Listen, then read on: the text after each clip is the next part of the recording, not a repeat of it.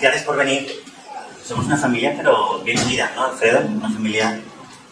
A veces demasiado útil. Bueno, pues podemos tener un encuentro agradable todos y todas, lleno de paz, lleno de alegría también, compartiendo una narrativa, una historia llena de simbolismo que ofrece el Evangelio. Y el tema del que hablaremos es la fe. Pero, antes de comenzar con el tema de hoy, permitidme tan solo hacer referencia que todos lo sabréis seguro, ¿no? Este año se celebran los 30 de este grupo. Y precisamente hoy, según me explicaron, se cumple esos 30 años. Y coincide además con el cumpleaños de Hitler. ¿Verdad? Pues hace 30 años, que era en 1994, Isabel Tendero, que tal vez algunos la conozcan, tal vez no, nos oía junto con sus hijas, Teresa y Ana Vázquez, que están aquí, dieron luz a este proyecto, ¿no? A una misión, una visión que tenían, y dieron los primeros pasos de muchos que nos han traído hasta aquí, hasta hoy. Si tuviéramos unos pequeños relojes modernos, smartwatch, que cuentan los pasos, ¿no? Y los latidos del corazón, las calorías que quemamos, sumaríamos millones de pasos desde aquel lejano, no tan lejano 94. Naturalmente, esto representa las incontables horas o pasos de esfuerzo, de trabajo, de reuniones, de organización, de charlas como esta, de bienvenidas, de despedidas, de reencuentros, de atención fraterna, etc., ¿no? Incontables durante tantos años. Yo tuve la suerte de entrevistar a Isabel hace 14 años para la revista Visio Espírita, que imagino que conocéis también. En el número 5 de la revista, que era el año 2010, en noviembre, diciembre. ¿No? Ese día fui a su casa y Isabel me contó muchas cosas, naturalmente acerca del inicio del grupo, de su infancia, de su juventud, ¿no? Y rememoraba Isabel pues que cuando era pequeña vivió una vida bastante complicada. Ella nació en el año 32. Y os explicaré algunas cositas. Además de esta revista, que está en internet, Teresa Vázquez tiene en la página web de CEATS pues, una parte dedicada a la historia del grupo, en la que podéis también disfrutar de muchos detalles desde el principio, bien el principio de la historia, ¿no? Del grupo. Fijaos que aquí habla de 1920-21, del matrimonio de los padres de Isabel, Catalina y Matías. La historia de este grupo y la de Isabel, naturalmente, están unidas, ¿no? Y hay dos momentos especiales que recogí de esta historia que marcaron no solo la vida de Isabel y de sus padres, y de Teresa y de Ana, sino también, seguro, la vida del grupo. Entonces, uno de estos hechos, que por cierto, nos recuerdan que antes de la creación de un grupo espírita, antes de hacerse realidad, muchos años antes, a veces décadas antes o generaciones antes, en el mundo espiritual ya se está preparando el centro, ya se está formando a las personas, incluso antes de que reencarnen, para llevar a cabo esta misión. Entonces, un condicionante en la vida de Isabel y de este grupo, aunque parezca lejano, fue la Guerra Civil Española, ¿no? La Guerra Civil, la posguerra, la dictadura, porque las condiciones de vida en aquel tiempo fueron muy, muy duras, muchísimo más duras de las que vivimos hoy. Y el espiritismo, naturalmente, tuvo que vivir en la clandestinidad, ¿no? Como los republicanos. De hecho, los padres de Isabel, los abuelos de Teresa y de Ana, Catalina y Matías, eran fervientes defensores de la clase obrera, de los trabajadores, ¿verdad? Lo que les hizo trasladarse a Sevilla, al poco de casarse. Porque, al parecer, en Sevilla la lucha obrera tenía una intensidad importante. Y en Sevilla nacieron sus dos primeros hijos, Macià, un nombre muy importante en Cataluña, y Ana María. Después, en el 32, como decíamos, nacería Isabel. Bueno, cuando Isabel tenía 4 años tan solo, en el 36, murió Macià, el hijo mayor, de un problema, quiero recordar, hepático. Y no solo eso, sino que 3 años más tarde murió Ana María, también de una enfermedad pulmonar. Entonces, fijaos que en tan solo 3 años, del 36 al 39, 3 años muy complicados en España, guerra civil, la familia sufrió 2 golpes tremendamente duros. Isabel, todavía muy pequeñita, por eso, seguía jugando con sus hermanos invisibles, en espíritu. No solo con ellos, sino que con otros también, podía ver, escuchar. Y particularmente ella recuerda su abuela, una de las abuelas con la que compartía bastantes conversaciones. Bueno, cuando el tiempo fue pasando naturalmente, cuando Isabel tenía ya unos 16 años, se instalaron en Barcelona, antes en Sitges durante un tiempo, y en Barcelona conocieron, imaginaos, años 50, a una medium llamada María Mellado, que tenía una herboristería en el barrio de Poplasec, no muy lejos de aquí. Entonces, claro, naturalmente los padres de Isabel fueron a visitar a esta mujer para entender qué pasaba, por qué, para obtener consuelo para ellos, para la familia, y también para entender qué pasaba con su hija. ¿Okay? Algo muy curioso que nos contó Isabel es que esta medium, María Mellado, era medium de efectos físicos. ¿Sabéis qué quiere decir medium de efectos físicos? ¿Sí? Pues que con ella presente sucedían cosas, fenómenos como por ejemplo, se movían cosas, las mesas se levantaban y daban golpes, ¿de acuerdo? Y esa era una de las formas de comunicarse con los espíritus, la señora Mellado. Las mesas, una mesa que tenía, nos contaba Isabel, se levantaba y daba golpes con las patas. Y de esta forma respondían a las preguntas de la mujer. Bueno, de esta manera o de otra, los hermanos de Isabel se comunicaron con la familia explicándoles que estaban bien, que estaba todo programado y que más adelante ya se encontrarían, que no había ninguna prisa, ¿no? Imaginaos. Fue otra señora, también probablemente medium, llamada María, quien por eso ya las introdujo en el estudio espírita de una forma más seria, más metódica, como manda el canon espírita. Gracias a esta otra mujer, María, compraron los primeros libros espíritas de Allan Kardec, de León Denis, de Amalia Domingo Soler, que ya comenzó a aparecer en la vida de la familia en 1950, 60. Y encontraron también, recordaba Isabel este libro, ¿no? Marieta, también titulado en otras ediciones Marieta y Estrellita, que narra la vida, las peripecias de 2 espíritus, Marieta y Estrella.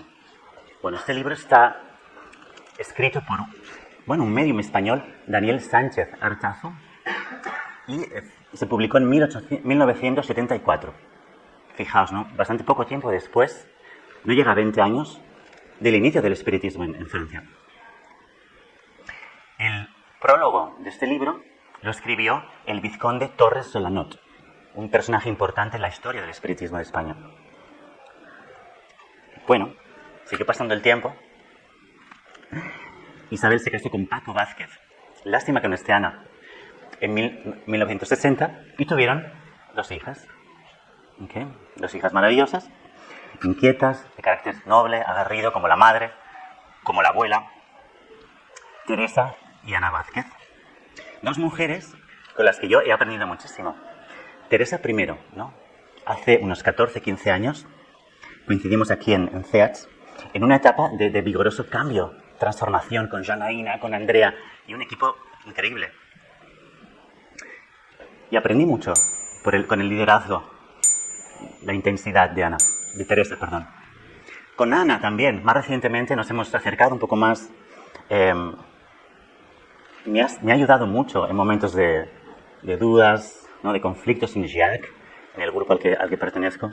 Así que Ana también sigue muy presente en mi corazón, como el resto del grupo que conocí en aquel entonces, ¿no? Bueno. Entonces, todas ellas y todos ellos también han contribuido de alguna manera, Janina, tú también, Alfredo seguro, a la creación de Jacques, del grupo, que ahora mismo tenemos más o menos 6 años, fijaos, CEATS 30, nosotros 6, que está muy bien también. Así que estáis todos, por cierto, invitados a veniros algún día a conocer nuestro grupo. Está en Horta, muy cerca del metro Mundet. Entonces, el aprendizaje de Isabel y de las hijas prosiguió durante las siguientes décadas en otros grupos. Por ejemplo, Fraternidad Espírita Cristiana, de Salvador Sanchís, un espiritista también de referencia, y otros compañeros como Santiago Gené, ya en aquella época, que algunos conoceremos. Pasaron los años, en el 94 conocieron a Divaldo Franco, ¿no?, en un congreso en Málaga, que también les impactó, en particular a Isabel. También a Fernando Lora, un médico dominicano, está arriba con bigote. Yo le quería preguntar a Ana, Alfredo, ¿cuántos años tendría en esta fotografía? ¿Es Ana o Teresa? Yo diría que es Ana. La derecha es Ana. Aquí delante, ¿no? En primera... Sí. En fin, a Fernando Lora, a otros grupos como La Voz del Alma. Bien, todos ellos los saco hoy en el PowerPoint, hablo de ellos porque son referentes de esta casa y está bien que los tengamos en cuenta, ¿no? Aprendían juntos, compartían, estrechaban lazos de fraternidad. Y en la cabeza de Isabel rondaba la idea de abrir un grupo espírita. Todavía no estaba abierto. Faltaría poco. En ese mismo año, justamente el 15 de junio, un día tal como hoy, de 1994, comenzó el grupo espírita Sagrada Familia, que fue el antecesor, ¿no?, de CEAT. El nombre cambió a los pocos años, justamente también en el contexto de un encuentro que tuvieron Isabel y las hijas en Igualada, con Blas y su esposa Teresa, en el que Amalia Domingo Soler volvió a ser protagonista. Teresa nos cuenta en Visió Espírita 60 lo siguiente, y veréis por qué lo escribo, o por qué lo coloco aquí. Dice: la figura de Amalia era muy significativa para nosotras. Amalia representaba el espíritu libre y luchador de una mujer que siguió sus principios frente a las adversidades y las pruebas que la vida le puso delante. Su constancia, perseverancia, voluntad eran para nosotras ejemplo de vida a seguir. Ella significaba lo que queríamos para nuestro centro, un lugar donde acoger al necesitado y darle herramientas, conocimiento, recursos y afecto para que su vida tuviera un nuevo sentido que le impulsara al cambio, a la transformación, al sentido crítico y a la verdadera hermandad por amor. Amalia era nuestra luz. ¿Veis aquí algunas palabras en negrita? ¿No? Son los valores que esta casa encarnó en este momento y que hoy en día también se esfuerza por encarnar, ¿no? Entonces, tengamos presente esta misión de generar un espacio libre, de lucha ante las adversidades, que todos seamos constantes, perseverantes, que demos a las personas que aquí vienen una acogida agradable, ¿no? Naturalmente herramientas, conocimiento, pero tal vez sobre todo afecto, cariño, un nuevo sentido, impulso para el cambio, transformación, sentido crítico, hermandad, ¿no? Entonces, bueno, que mantengamos estos valores es muy importante para los siguientes 30 años. Entonces, Amalia e Isabel fueron dos luchadoras que enfrentaron vidas difíciles, como todos nosotros, al fin y al cabo, y que no desistieron ante ningún obstáculo. Como nuestra protagonista de hoy, que pasó la historia con esta palabra un poco extraña, la hemorroísa. Veremos por qué. Hacía poco que Jesús había desembarcado en la orilla oriental del mar de Galilea, del río Jordán, en esta parte de aquí, para naturalmente predicar, ¿no?, llevar la buena nueva a las ciudades de la Decápolis. La Decápolis era un conjunto de 10 pequeñas ciudades-estado que veis aquí de color negro, agrupadas por el Imperio Romano para gobernarlas mejor. Entre ellas destacan dos en la historia de los Evangelios: Gadara y Gerasa. La historia que narramos hoy sucede en una de estas dos ciudades, o en las dos. Marcos, cuando escribe, recuerda la historia en Gerasa. Sin embargo, Mateo en Gadara, que parece más probable, dado que Gadara está más cerca del mar de Galilea. Y en la historia hay referencias a este lago, a este mar. Unos días antes del encuentro de Jesús con la hemorroísa, los discípulos presenciaron allí un suceso que les dejó boquiabiertos.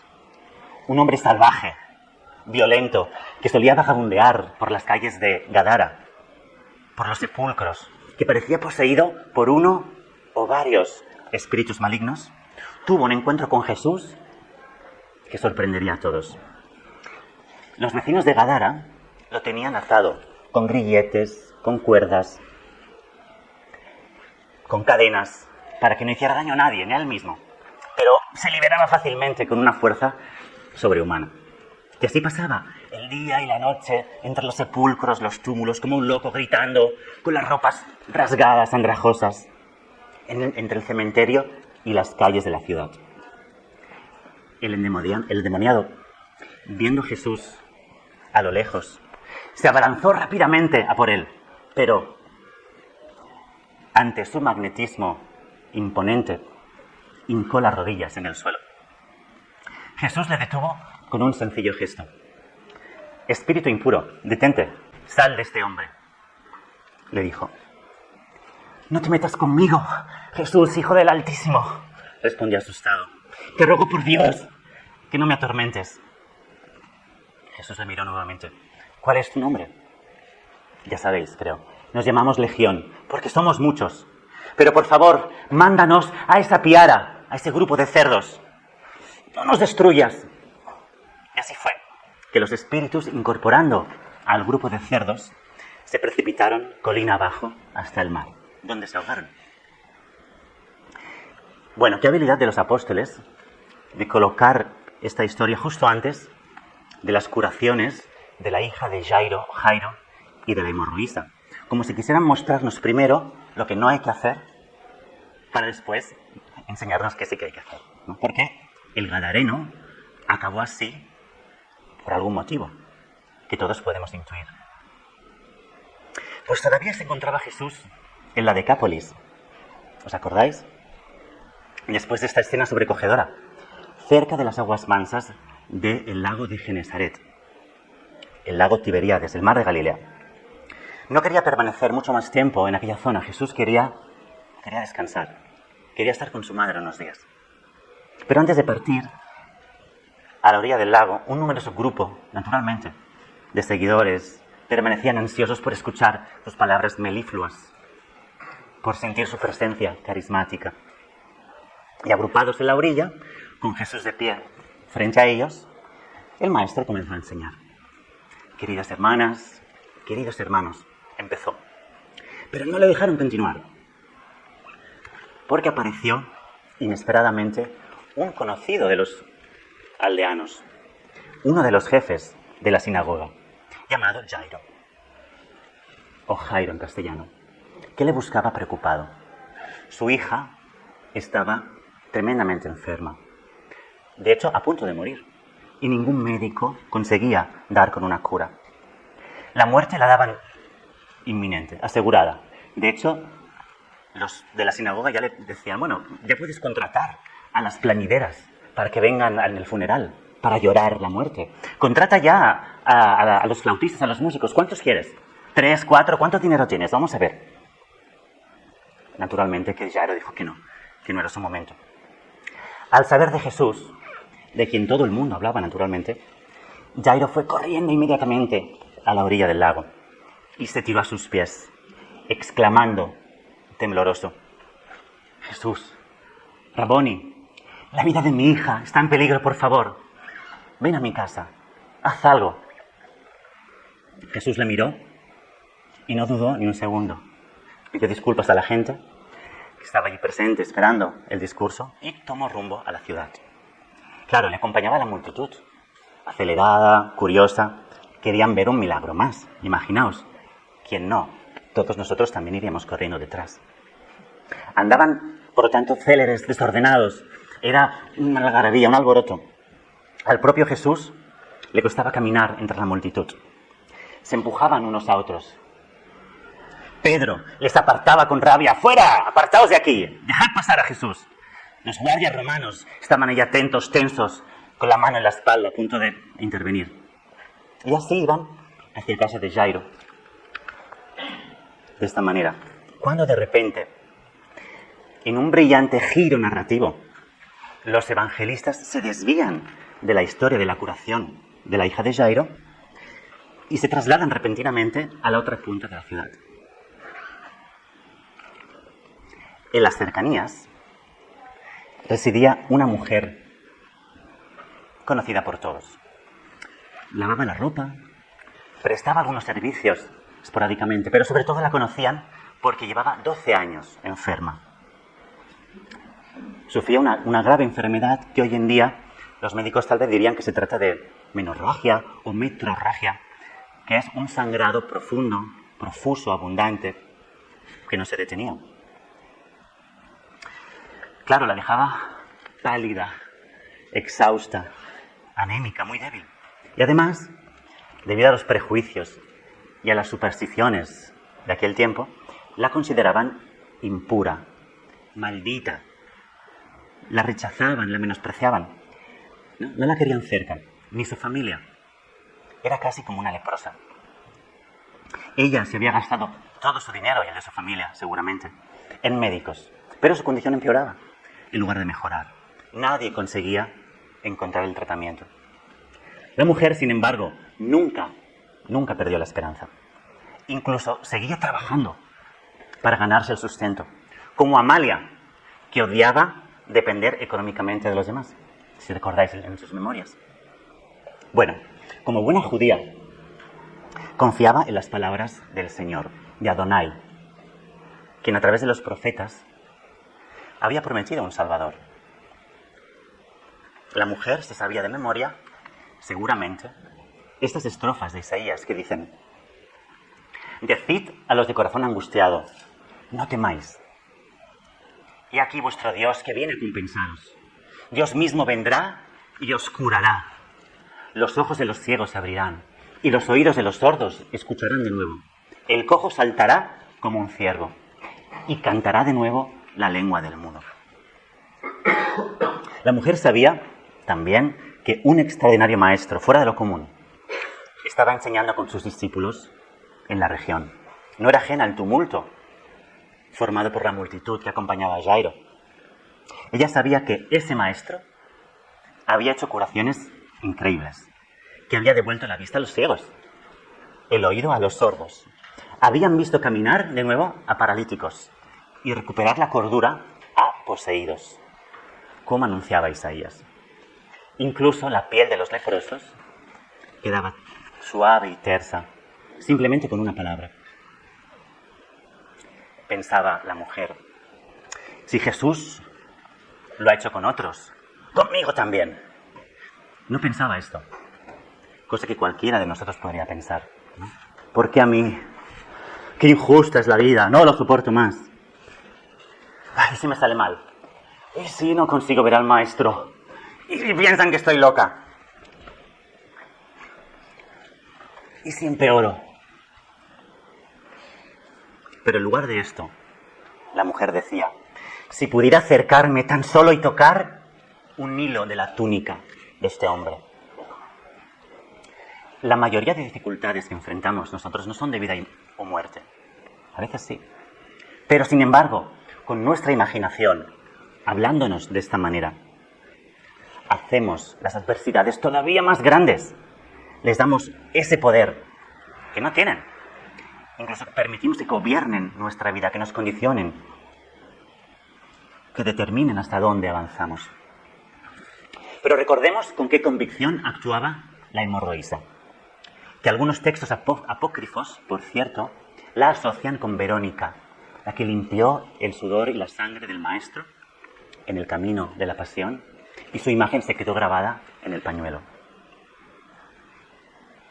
Bueno, después de 12 años sufriendo, aún tenía fuerzas para intentarlo una vez más. No regresaré a casa hasta que toque a este hombre. Y esto nos recuerda, aprovechando las enseñanzas de la historia, cuáles son nuestros propósitos. ¿Con qué nos hemos comprometido? ¿Lo tenemos claro, como esta mujer?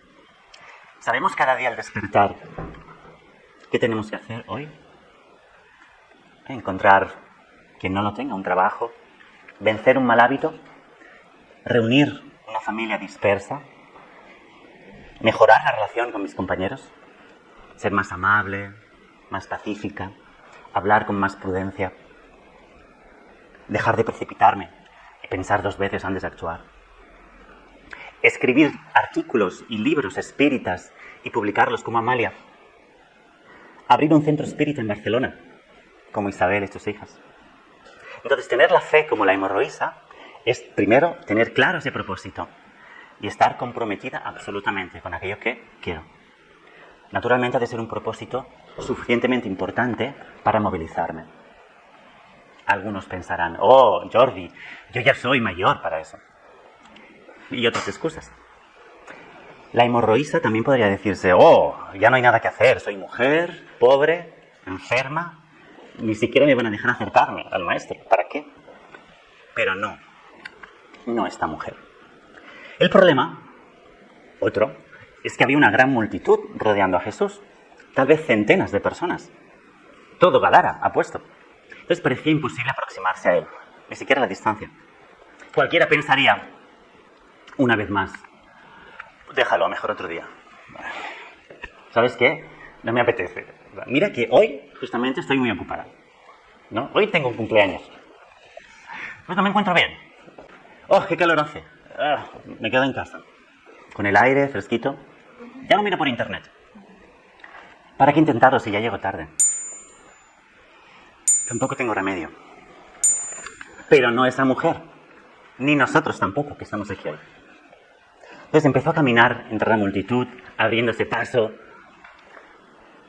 con las fuerzas que le quedaban, luchando para acercarse, apartando a los obstáculos. Con su mayor determinación decía, ¡apártense! No, déjenme pasar. Decían los demás, ¿pero qué está haciendo? Menuda tontería, ¿dónde cree que va? Está perdiendo el tiempo con estos espíritas locos. Si los espíritus no existen, naturalmente lo traigo a la actualidad. Es una petraña. Leer estos libros raros, ¿para qué? Gastarse dinero en caridad. Guárdatelo, gástatelo en ti. Es la hemorroísta. Apártenla. ¿Quién se ha creído que es? ¿Una santa? ¿Os han dicho eso alguna vez? ¿Con qué derecho se acerca al maestro? En fin. Pero ella estaba en una misión. Tenía un objetivo muy claro en la mente. Uno, la hemorroísta no tenía un plan B. Bueno, si no lo consigo, voy a buscar otro médico, no pasa nada. Bueno, si no puedo hoy, no sé, tal vez mañana. Probaré este atajo, que me han dicho que va muy bien. No esta mujer. Ella se repetía una y otra vez. Cuando alcance su túnica, me curaré. Nada me detendrá, estoy fatal, estoy débil, casi no puedo respirar, mi corazón se acelera. Estaba cerca de Jesús ya. Me critican, me rechazan, me humillan. Pero alcanzaré a ese hombre, cueste lo que cueste. Todavía no sé cómo, pero lo conseguiré. Tan solo he de seguir adelante. Como Verónica, tal vez. Como Amalia, Domingo Soler, como Isabel y sus hijas, como Jesús. Hemos de estar preparadas para enfrentar críticas, decepciones, traiciones, para seguir adelante cuando nos abandonan, a pesar de las dudas que a veces es natural tener, a pesar de ser rechazados una y otra vez, a pesar de fallar todos los días. Nadie ni nada se resiste a alguien como ellas. Estas personas marcan la diferencia, abren camino para los que vienen después. La razón por la que estamos aquí hoy es porque alguien hace 30 años tuvo un propósito y se comprometió por encima de todo para conseguirlo. Lo lógico hubiera sido desistir, volver a buscar otro tratamiento, pedir consejo al jefe de la sinagoga, que lo sabían todo, o simplemente dejarlo estar y abandonar, sobrevivir. Pero a veces las respuestas se encuentran más allá de la lógica. Responden a una voz interior, a una intuición secreta, a un llamado de Jesús. Pongamos, por ejemplo, una mujer, madre de familia, en España, década de los 90, con sus hijas. ¿Abrir un centro espírita? ¿Cómo? ¿No? Una mujer medio ciega, pobre, soltera, en la segunda mitad del siglo XIX. escribir y publicar libros acerca del espiritismo. Otra mujer en el siglo I, impura, enferma, pobre, acercarse a Jesús, ¿no tiene sentido? Por cierto, estas imágenes que os voy presentando son de esta serie llamada The Chosen, Los Elegidos, que se puede ver en Amazon actualmente. ¿Alguien ha visto esta serie? ¿O la está viendo? Aquí está bien. Jesús nos anima a verla. Es tremendamente bonita. Faltaban pocos metros para alcanzarle, unos pasos más, tan solo. Siguió luchando, apartando a la gente con la fuerza que tenía, hasta que cayendo al suelo, la hemorroísa estiró su mano, su brazo, en un último esfuerzo, para tocar un hilo tan solo de su túnica. Inmediatamente Jesús se paró. Algo sobresaltado, preguntó: un momento, párense, ¿quién me ha tocado? Pedro, que naturalmente estaba con él, dijo: a ver, maestro, ¿cómo que quién te ha tocado? ¿Qué nos preguntas? Estamos rodeados de gente, todo el mundo choca contigo, te toca. Pero él seguía buscando. No, muchas personas están chocando, es verdad, sin querer por eso. Pero una persona me ha tocado deliberadamente. Una virtud, una fuerza, ha salido de mí. En aquel momento, los ojos de Jesús y de la hemorroísa se cruzaron. Ella parecía avergonzada, temerosa, como si hubiera hecho algo malo, como si hubiera robado algo. Jesús le sonrió, le cogió la cabeza, profundamente emocionado, y le dijo: mujer, tu fe te ha salvado. Ve en paz, ya estás curada. Apuesto que los familiares y los amigos de esta mujer rezaban por ella todos los días. La atendieron muchos médicos, curanderos, tal vez pasistas, rabinos, incluso algún psicólogo de la época. Recibió el ánimo de amigos y parientes, claro que sí, todo eso es fantástico. Especialmente del psicólogo, que recomiendo ir a todos. Yo soy psicólogo. Pero no hay nada más poderoso que la llama de la fe que uno mismo alimenta con el aceite del esfuerzo. Cuando crees como ella, cuando tienes en mente un propósito valioso, cuando persistes a pesar de los obstáculos, de las críticas, del cansancio, cuando te repites interiormente: lo voy a conseguir, cueste lo que cueste, al menos voy a darlo todo, no me dejaré nada. Este convencimiento es el que activa el poder de Dios. Esta señal wifi que nos conecta con los espíritus de luz. Aquel día había mucha gente cerca del maestro. Muchos lo tenían a mano. Seguramente muchos enfermos o con todo tipo de problemas. Pero los evangelios destacan solamente una mujer. Esa mujer valiosa que tocó deliberadamente con intención, que fue a buscarlo. Dios, Jesús, los espíritus de luz están pasando constantemente por delante nuestra, entre la multitud. ¿Extenderemos la mano como Verónica o lo dejaremos pasar? En las curaciones del Evangelio normalmente es Jesús quien impone las manos en o sobre el cuerpo de las personas. Sin embargo, en esta ocasión fue al revés, ¿verdad? Fue la mujer quien tocó a Jesús. También podemos pensar: ¿permanecemos pasivos nosotros, esperando que Jesús o los espíritus aparezcan con un milagro y nos digan qué hacer? ¿O somos nosotros quienes avanzamos decididamente hacia Él? Yo voy a trabajar duro y voy a esforzarme por alcanzarte, siguiendo tus pasos entre la multitud. Apartaré los obstáculos que me impidan estar cerca de ti. Me esforzaré todos los días, todos, sin descanso, de lunes a domingo. Dios mío, Jesús, gracias por un día más de dificultades. Y gracias por despejar de mi camino otras tantas. Cometo errores a diario, pequeños, medianos y grandes. Pero gracias por traerme aquí igualmente. Gracias porque a tu lado nada puede vencerme. A tu lado nada puede hacerme daño. Muchas veces no veo la salida, pero sé que tú estás conmigo y me conducirás a la victoria. Cuando pensamos y actuamos así, ¿qué hacemos? Estamos poniendo las manos en la túnica de Jesús. Estamos hablando desde la fe que activa el proceso de cura, que enciende la chispa de la salvación, que abre la puerta a la ayuda de los espíritus.